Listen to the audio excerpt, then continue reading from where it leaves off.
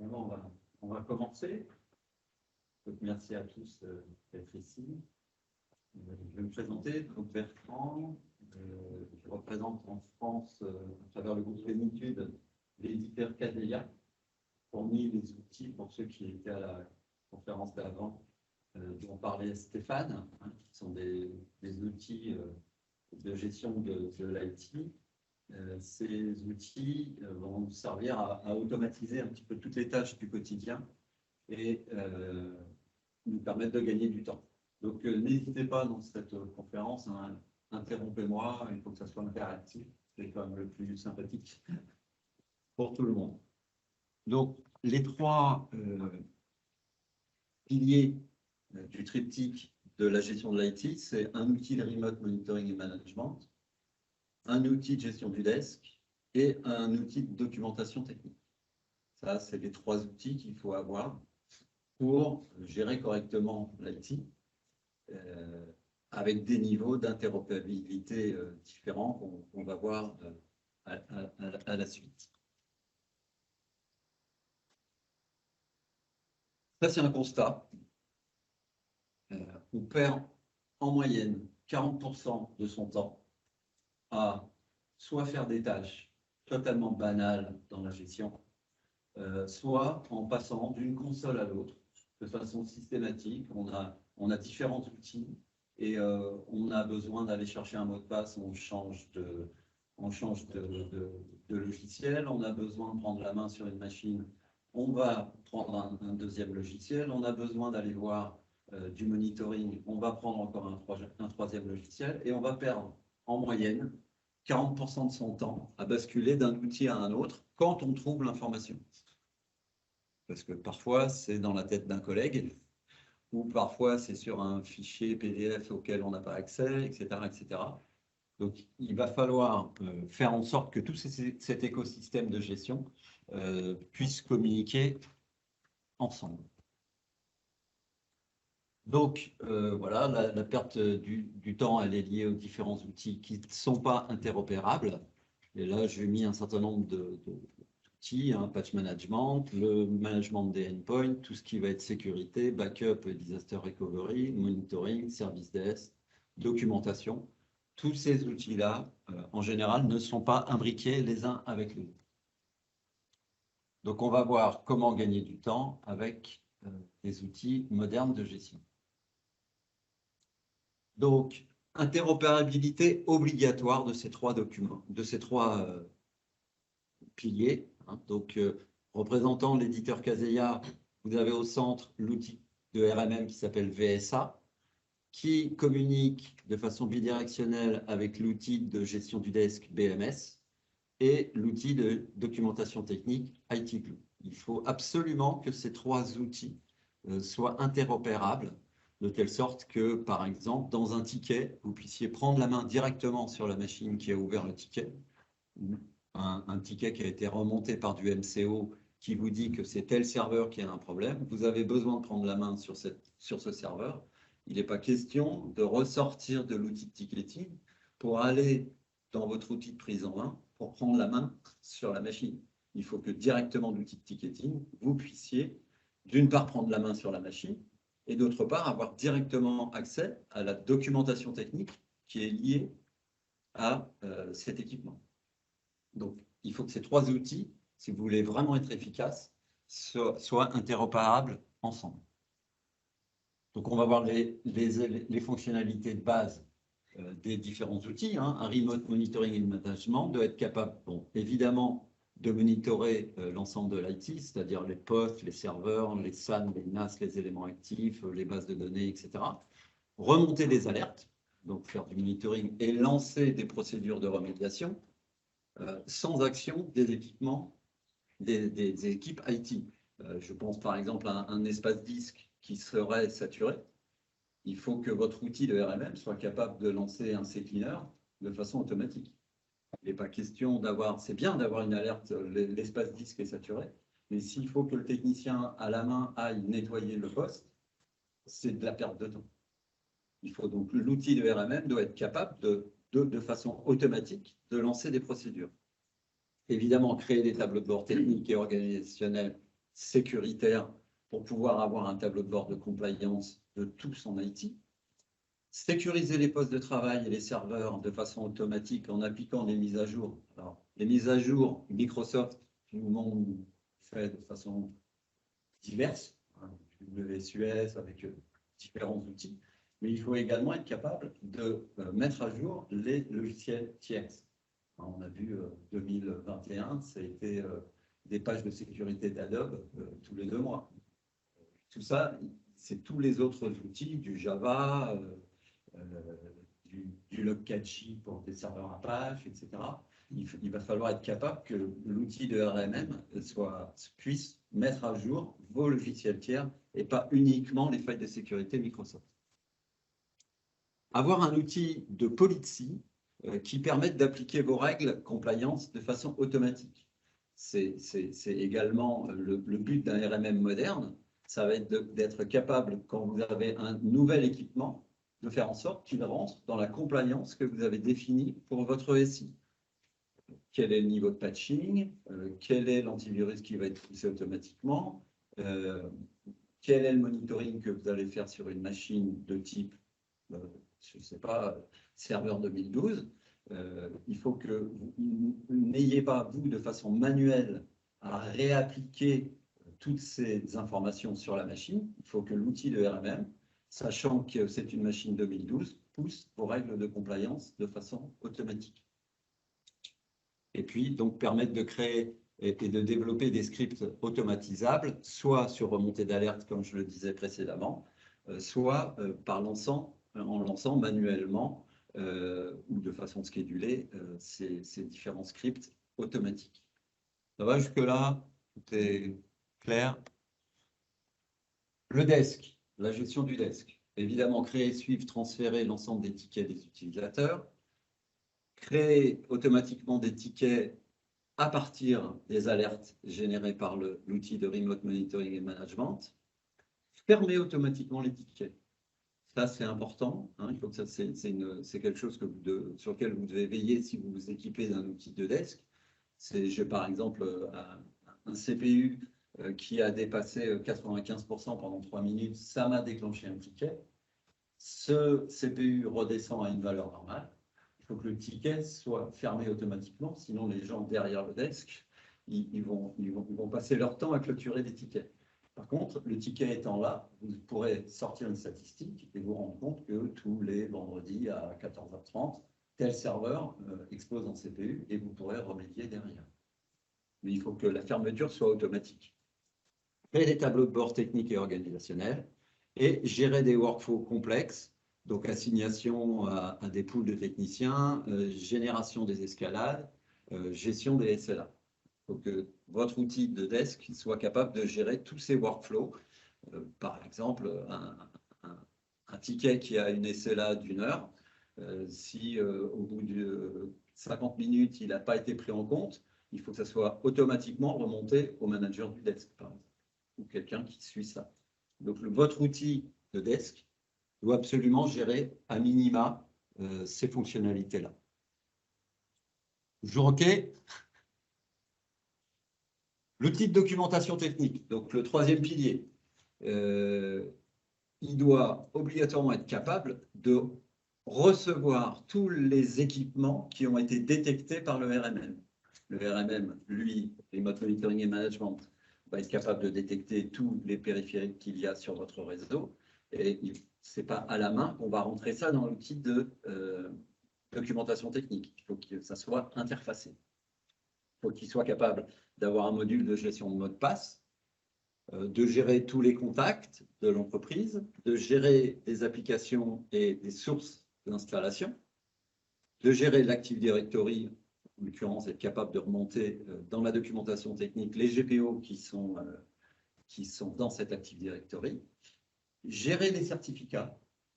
Ça, c'est quelque chose d'important parce qu'on a toujours plein de certificats et on veut être alerté 1 mois, 1 semaine, chacun fait comme il veut, avant la fin de la gestion du certificat. Donc, il faut que votre outil de documentation technique soit capable de gérer ça, gérer des documents divers et variés, du PDF, du Word, de l'Excel, etc. et déclencher des alertes sur événement. Donc, un asset qui aurait changé d'état, par exemple, il faut que l'outil de documentation technique soit capable de vous déclencher des alertes. Ça va pour ces trois blocs, hein, qui sont la base de la gestion de l'IT. Et maintenant, on va avancer un petit peu sur l'interopérabilité entre ces trois éléments du triptyque. Donc, comme je disais tout à l'heure, à partir de l'interopérabilité du RMM, c'est accéder directement à la documentation technique quand vous êtes positionné sur un équipement. Dans un tout RMM, vous avez vos différents équipements qui s'affichent et il faut que vous puissiez aller voir directement la documentation technique qui a été remplie et pouvoir le voir directement à partir de votre outil de RMM. Remonter des alertes et créer automatiquement des tickets dans l'outil Desk. Ça, c'est le deuxième point d'interopérabilité. Et remonter tous les assets dans ce même outil de Desk. De telle sorte que quand vous serez, je vous l'ai dit tout à l'heure, quand on est dans l'outil de gestion de tickets, qu'on puisse prendre la main directement sur une machine. Donc ça, c'est les trois interopérabilités du RMM. Donc là, je vous montre directement à partir, donc là c'est une console que les gens qui utilisent VSA connaissent assez bien, c'est-à-dire que directement dans l'outil de RMM, j'ai un onglet IT Glue qui me permet d'accéder directement à la documentation de la machine. Je n'ai pas besoin de changer de console pour aller voir la doc. Je suis dans l'outil, là je vois que j'ai positionné un monitor sur les processeurs et la mémoire sur une machine quelconque. J'ai donc la génération automatique de tickets à l'intérieur de l'outil BMS.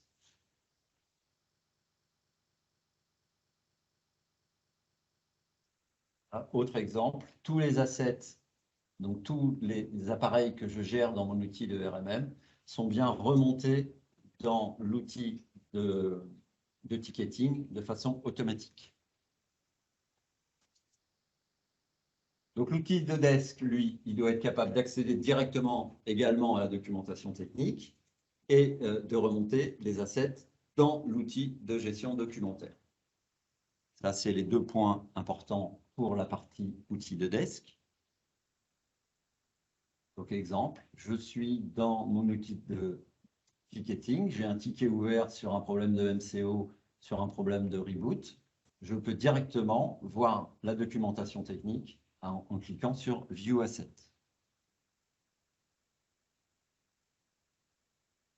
Idem, tous les équipements qui ont été remontés dans l'outil de gestion de desk sont remontés dans la partie configuration de l'outil de documentation technique. L'interopérabilité de l'outil de documentation technique, c'est gérer des tickets desk à partir de l'outil de documentation technique. C'est-à-dire que par fonctionnalité, je me retrouve dans l'outil de gestion technique. Je dois pouvoir directement, puisque je suis arrivé sur cette machine, gérer le ticket à partir de cet outil. Donc, je ne vais pas repasser dans l'outil de gestion de ticket. Je suis dans l'outil de gestion de la documentation et hop, je vais pouvoir modifier le ticket, rajouter une information, rajouter du temps de travail, etc. Et puis toujours cette notion de remonter des assets dans les trois différents outils. Donc là, un exemple. Donc je suis dans l'outil de documentation technique. J'ai tous les tickets qui ont rapport avec cette machine qui m'apparaissent. Je clique sur un des tickets et je me retrouve dans la gestion du ticket comme dans mon outil de gestion de ticketing. Est-ce que c'est clair pour vous ces liens entre les trois outils? Oui. Vous avez des questions peut-être? Oui. Moi, je voulais savoir, aujourd'hui, on utilise un outil de ticketing qui c'est GLBI pour nous, oui, les utilisateurs. Oui. Avec cet outil-là, les utilisateurs peuvent créer eux-mêmes également des tickets. Absolument, il y a un portail d'accès utilisateur qui peut être qui va permettre de créer soi-même un ticket.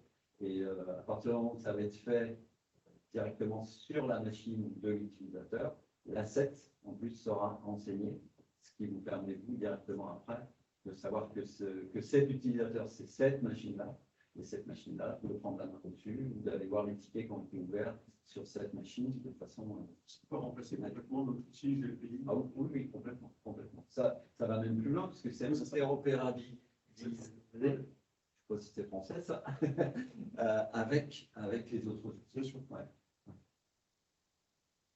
D'autres questions sur ce lien? Faire autre chose que de l'IT pour les tickets? Dans les tickets, oui, puisqu'en fait, tous les champs sont paramétrables. Vous pouvez créer la demande de déménagement, vous allez pouvoir paramétrer tous les champs. Vous avez des champs on pourra se voir si vous voulez les voir sur le stand, mais vous allez pouvoir créer des SLA, des queues, affecter les tickets automatiquement, par exemple, à une équipe de techniciens, faire une queue MCO, une file d'attente, pardon, MCO, une file d'attente déménagement, et affecter ces files d'attente à des gens particuliers. Tout ça, c'est le workflow dont je vous parlais tout à l'heure, de l'outil de desk qu'il faut avoir quand on met en place un outil de desk. Ça, c'est un module à rajouter à VSA, par exemple? Oui, ce module s'appelle VMS.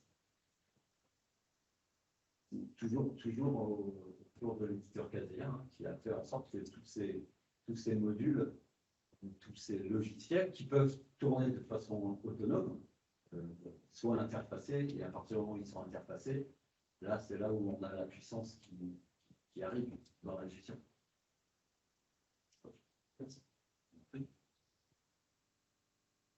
Et l'état pour avoir un suivi global de tous les tickets qui sont ouverts, fermés, en attente, etc. Il faut avoir le module reporting de Casea. Non, c'est indépendant. La partie gestion des tickets par elle-même, tous les tableaux de bord de la gestion des tickets se font directement dans VMS. Dans VSA, vous allez pouvoir sortir des tableaux de bord sur l'état de santé de vos machines, tout ce qui va être audit. Donc, toutes les licences, toutes les machines, vous voulez vous faire un tri rapide pour savoir quelles machines, je sais que c'est un petit peu tard maintenant, mais sont éligibles de passer de Windows 7 à Windows 10. Vous allez mettre vos critères, sortir vos rapports pour vous dire, voilà, c'est 15 machines qui sont capables. Et je parle sous le contrôle de Stéphane, puisqu'on l'a fait ensemble.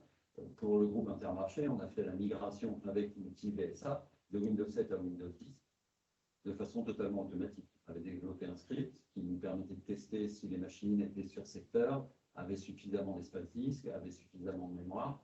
Et on lançait tous les soirs une centaine de mises à jour Windows 7, Windows 10 automatique. C'est ce qu'on va voir là dans la partie automatisation.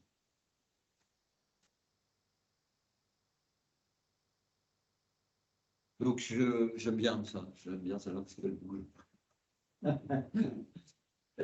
en fait, je rappelle ici, c'est le cycle de l'automatisation. Comment on doit automatiser, entre guillemets, sa gestion de l'IT. En fait, avec l'outil de RMM, vous allez déployer un premier agent de façon manuelle, et ensuite, vous allez lancer la découverte du réseau de façon automatique, de façon manuelle, c'est vous qui le décidez. Et à partir de ce moment-là, les nouveaux postes vont être détectés. Donc, vous allez avoir la possibilité de dire un nouveau poste détecté, je pousse un agent systématiquement dessus. Donc, jusque-là, je n'ai pas agi. J'ai fait que installer un premier agent et lancer la découverte du réseau. Le nouveau poste est détecté, l'agent est poussé dessus.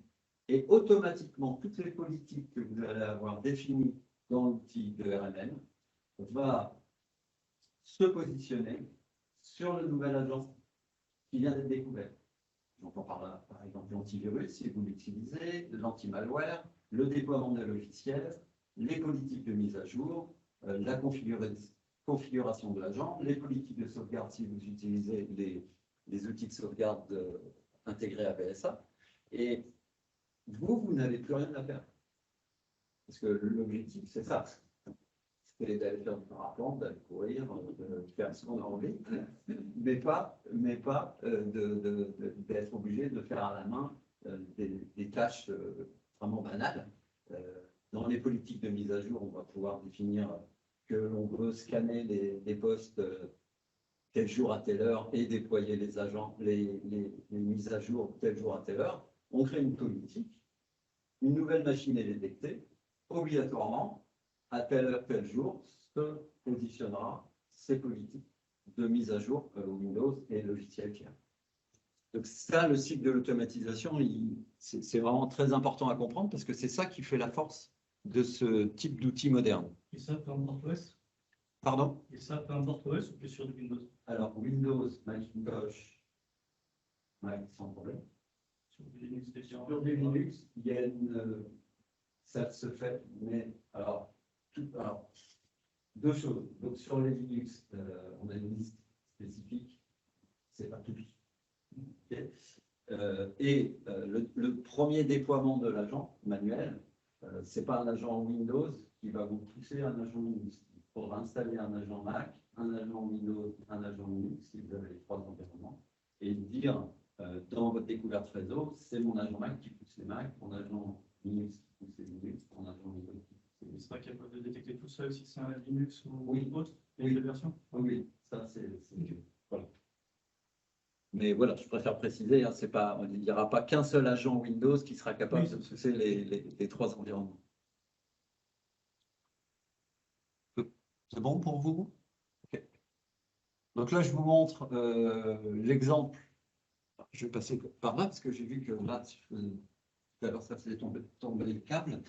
Là, c'est tout ce qu'on va pouvoir paramétrer dans l'outil sur les policies. Donc voilà, on voit les profils de machine. Alors, ce n'est pas très clair, mais on peut lancer des agents procédures par policy. On va pouvoir lancer des schedules d'audit, on va pouvoir lancer la partie patching. Et on va appliquer là, par exemple, un backup. On a créé un profil de backup des postes de travail dans le cloud ou en local. Et automatiquement, ce profil de backup va être appliqué à la machine par politique. Et on n'aura plus qu'à définir, là je l'ai appelé Windows 7, hein, toute nouvelle machine Windows 7 se verra appliquer ces politiques-là, de façon que vous n'ayez, vous, plus rien à faire. Donc ça, là, vous avez tous les différents, une partie des modules de l'outil de RMM VSA. Outil de scripting, donc c'est un outil qui va vous permettre de faire deux choses, de développer des scripts vous-même, donc avec un langage très simple et très documenté. Et vous allez aussi pouvoir l'utiliser comme un scheduler de scripts que vous avez déjà créés. Donc un VB-script, un PowerShell, tous ces scripts-là, vous allez pouvoir directement les intégrer et les automatiser dans le RMM. Donc tout ce que vous avez déjà créé, parce que vous avez commencé à vouloir automatiser un certain nombre de tâches, vous allez pouvoir les intégrer.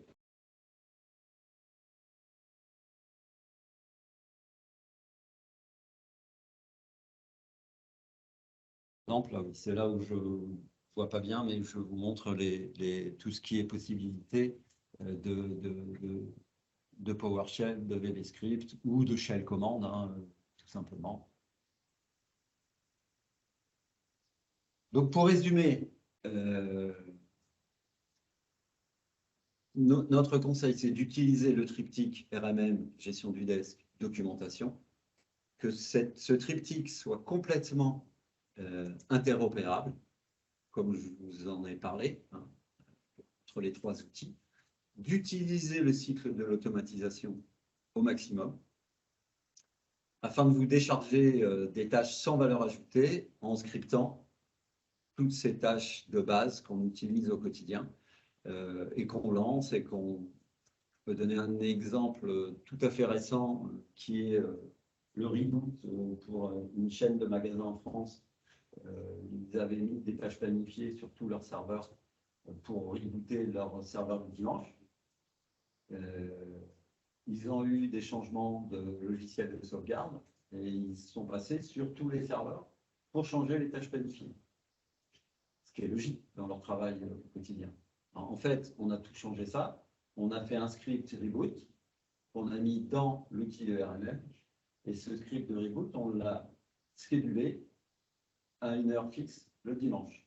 Demain, ils ont besoin de changer. Ils changent uniquement le schedule du reboot. Et tous leurs serveurs de site rebooteront à une heure différente. Donc c'est ça la puissance du script et d'avoir une plateforme vraiment centralisée. Est-ce que vous avez des questions? Allez-y, hein, de tout type. Est-ce que l'outil gère des flottes mobiles? Pas encore. Pas encore. Prochainement. Voilà.